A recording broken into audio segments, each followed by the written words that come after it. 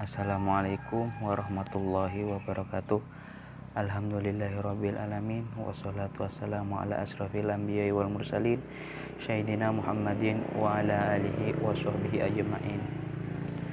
Saya hormati dosen pengampu Bapak Abdul Wadud Nafis LCMEI selaku dosen pembimbing ekonomi makro Islam.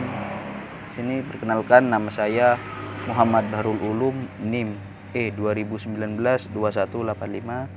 Sini saya akan menyelesaikan tugas ujian tengah semester yang menganalisis dari 3 video dari hari sebelum-sebelumnya.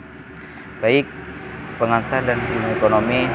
Istilah ilmu ekonomi berasal dari 2 kata bahasa, yaitu all-cost dan almost.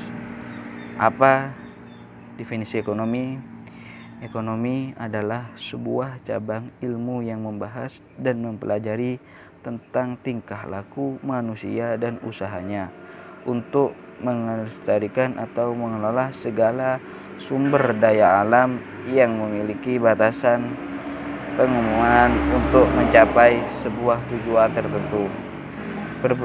Membagi ilmu ekonomi tersebut dibagi menjadi 3, yaitu ekonomi deskriptif, ekonomi terapan, dan ekonomi teori. Kajian yang memperlihatkan secara apa adanya tentang kehidupan ekonomi suatu daerah atau negara pada suatu masa tersebut. Misal ekonomi pada Orde Baru. Cabang ilmu ekonomi yang membahas khusus tentang penerapan teori ekonomi dalam suatu rumah tangga.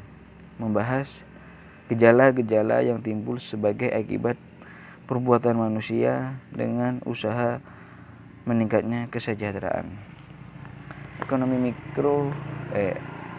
Ilmu ekonomi dibagi menjadi 2, yaitu ekonomi mikro dan makro. Ekonomi mikro adalah ilmu ekonomi yang mempelajari perilaku konsumen dan perusahaan suatu, penentuan harga-harga pasar dan kuantitas faktor input barang dan jasa yang diperjualbelikan. Ekonomi makro, studi tentang ekonomi secara keseluruhan. Ekonomi makro menjelaskan perubahan ekonomi yang mempengaruhi banyak masyarakat, perusahaan, dan pasar.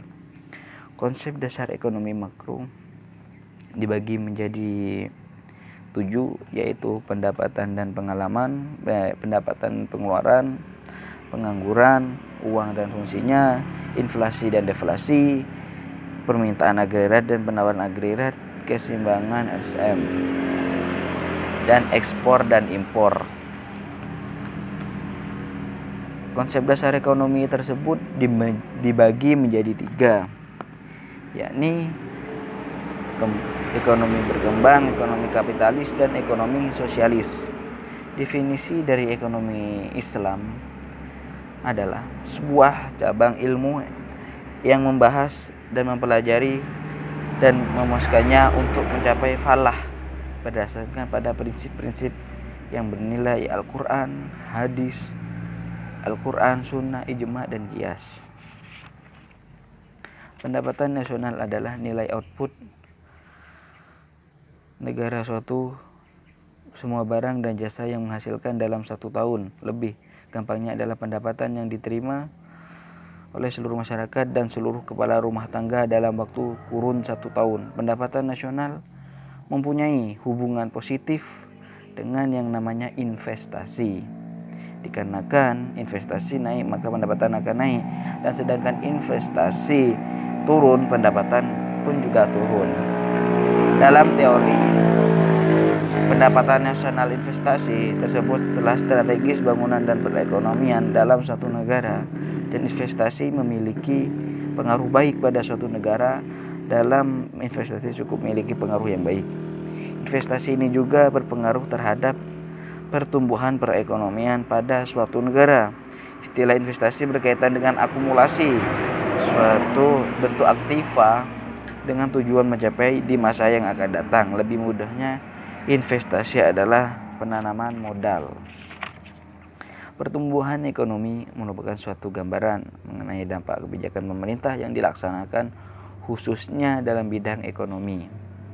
Pertumbuhan ekonomi merupakan laju pertumbuhan yang dibentukkan dari macam-macam sektor ekonomi yang secara tidak langsung menggambarkan tingkat ekonomi yang terjadi. Harusnya Salem mendefinisikan pertumbuhan ekonomi sebagai kenaikan jangka panjang dalam kemampuan satu negara untuk menyediakan pertumbuhan ekonomi Yerusalem. Semakin banyak barang kepada penduduknya, kemampuan ini bertambah sesuai kemajuan teknologi. Penyelesaian dan ideologis yang berlaku untuk pendapat mencapai untung yang tinggi dan stabil dan pekerjaan yang mudah untuk dilaksanakan. Ini ibaratnya mata uang, dua sisi, kadang mencapai perekonomian yang tinggi tapi tidak stabil dan kadang juga tidak mencapai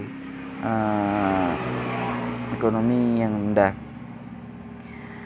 Pertujuan penggerakkan perekonomian makro ke kondisi yang lebih baik dan suatu yang diinginkan. Kondisi-kondisi tersebut diukur dengan menggunakan indikator makro utama seperti terpeliharanya ekonomi yang baik. Baik, cukup sekian, terima kasih. Apabila ada tutur kata yang saya salah, mohon maaf yang sebesar-besarnya. Wabillahi taufiq wal hidayah. Wassalamualaikum warahmatullahi wabarakatuh.